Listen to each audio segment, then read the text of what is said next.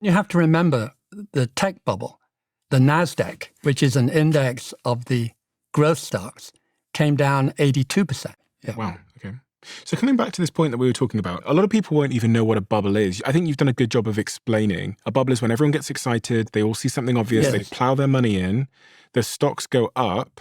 And then if you look at the graph that's in front of you there, which shows the history of asset bubbles, eventually there's a big collapse. Yeah. And you're saying that the collapse is on the horizon. Yes. And what does that mean for the average person? What's going to happen? What's going to happen is the high flyers will probably come down a lot. The high flyers? The stocks that have gone up the most, AI and the more exciting stocks with the biggest moves, historically would be expected to come down the most.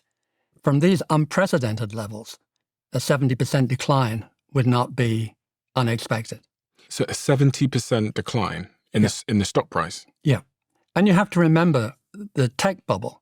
The NASDAQ, which is an index of the growth stocks, came down 82%. It is far from unprecedented to have these major declines. So for the average person, what do they feel and how does it impact them when there's a market crash like the one that you're forecasting? The high flyers will lay people off and a lot of people will feel less rich.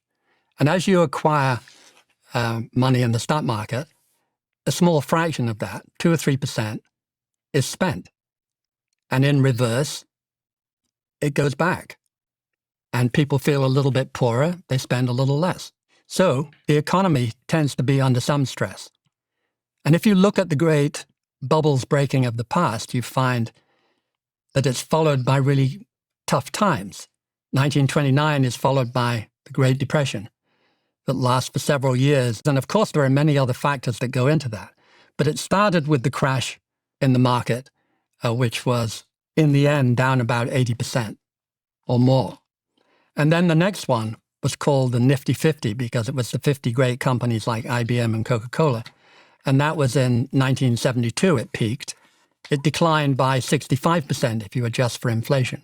The recession associated with that was just about the worst since the Depression.